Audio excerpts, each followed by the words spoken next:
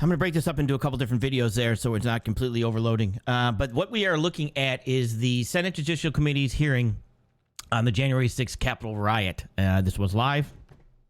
I believe I posted this. I'll put a link to this so you can watch the whole thing in the descriptions. But I do want to talk about a couple things. So the first thing I wanted to talk about, and I need, if anybody can get this out to Book Girl, because I have a question to make sure that this is still the way it works. When I was in school, when you were to do a report or give information or do something, you had to cite your references in regards to, and I think that's what maybe why I'm so programmed, because it was something I, got in trouble for a lot, and then I had to learn how to do it.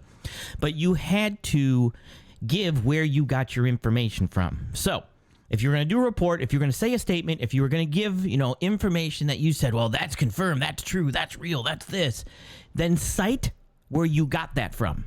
It's your job when you say it to cite it.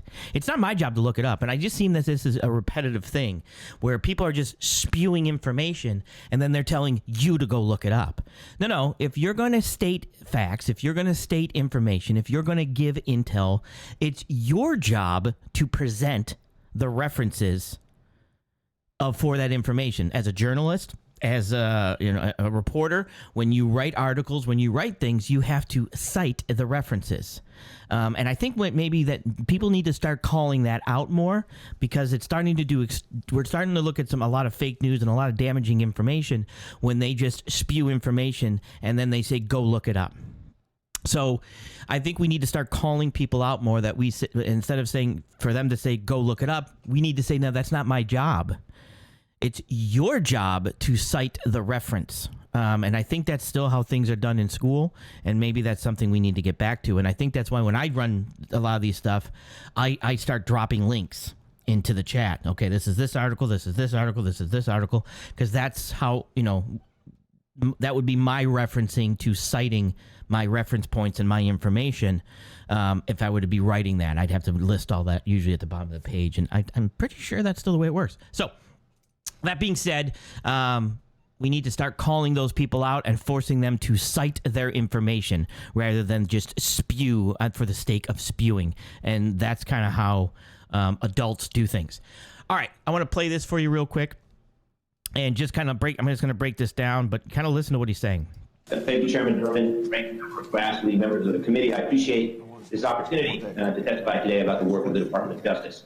The threat posed by domestic terrorism is on the rise.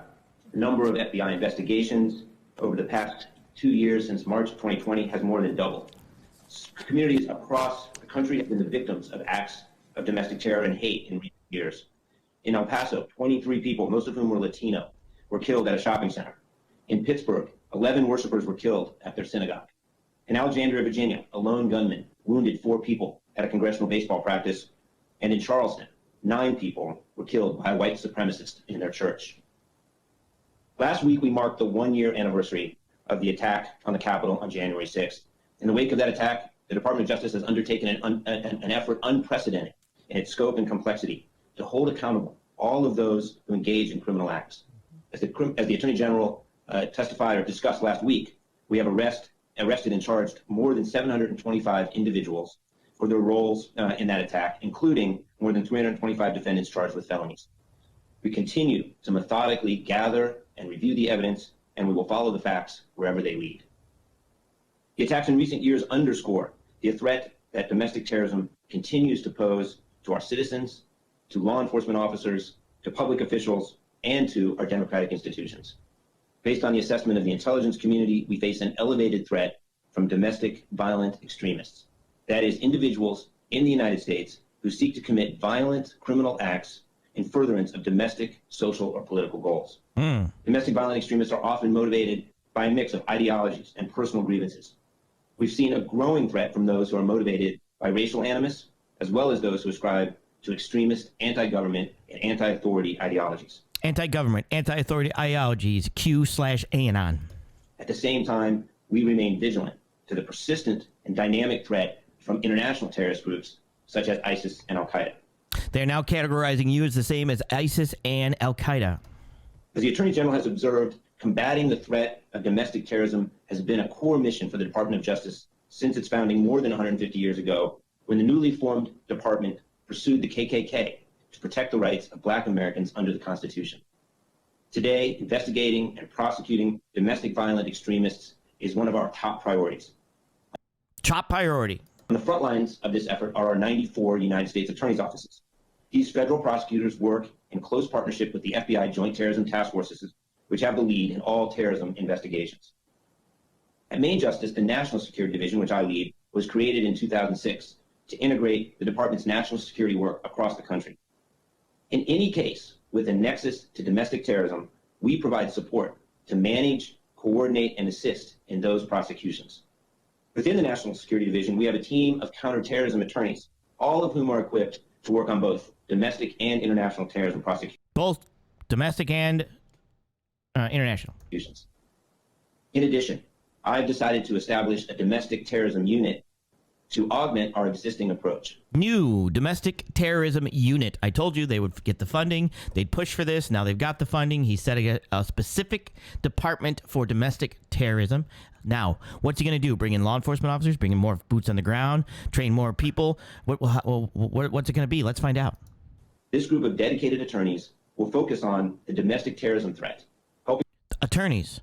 They're bringing in attorneys. Why would you bring in attorneys? It's very simple. I don't need to come kick in your door when I can seize your assets and freeze your bank accounts. To ensure that these cases are handled properly and effectively coordinated across the Department of Justice and across the country. The National Security Division also works closely with other components of DOJ, especially the Civil Rights Division, which has led the prosecution of some of the most heinous attacks in recent years under our federal hate crime statutes. Similar to our efforts to combat international terrorism, the department uses all of the legal tools in our arsenal to prevent, disrupt, and prosecute acts of domestic terrorism. All the legal tools at their into the little fingertips to prevent domestic terrorism. All of the tools at their fingertips to prevent. And in cases where state charges are more appropriate, we support our state and local law enforcement partners. While there is no single federal crime that's labeled domestic terrorism, the criminal code does define domestic terrorism, and this definition provides us with expanded authorities, including enhanced sentencing for terrorism offenses. Oh, now that definition allows them to do other stuff. It allows them to allocate more money, allocate more officers, allocate less rights to you under a Domestic Terrorism Patriot Act. Finally, in all of our efforts to combat domestic terrorism, the Justice Department is bound by our commitment to protecting civil liberties and our duty to ensure equal and impartial justice. We prosecute individuals for engaging in violent behavior, not for their beliefs or associations. But we will not hesitate to prosecute those who commit acts of violence in violation of the federal law. All right, so they're not going to go after your freedom of speech, or it's not going to be a thought police. But go ahead and step that line, toe that line, because once you cross that line, you are in with them. I appreciate the opportunity to discuss these issues with you today, and I look forward to hearing your questions. Thank you. Perfect. Now, this is something that I explained many times before. I've done videos about it. I've had references. I've cited my references. I've dropped links in the chat. I've done videos. I've shown videos. I'm at a point now where if you want intel, this is intel. This is honest intel. This is what's really going on. And the difference between what I do and what others do is I show it to you coming out of the words of the mouths of the important people or written on pieces of paper where I can reference that, where you can reference that, where you can look it up. And I'm not telling you to go look it up and figure it out yourself. I'm saying, here's where I got the information from. Here's what I'm seeing. Here's how I interpret this. Here it is for you to go ahead and take a look at it. And that, I still believe, and you book girls likely, I please reference and make sure I'm correct. That is how a proper report should be done. Although it's not written, thank God, but it is still the way it's done. I don't go to a teacher, hand my paperwork and say, you look up the references, teacher. I give them to the teacher. That being said, this is just one of many videos to come. Also, stay tuned. We have an important announcement coming up for a possibly Thursday show that could absolutely break the grifter net. Check it out.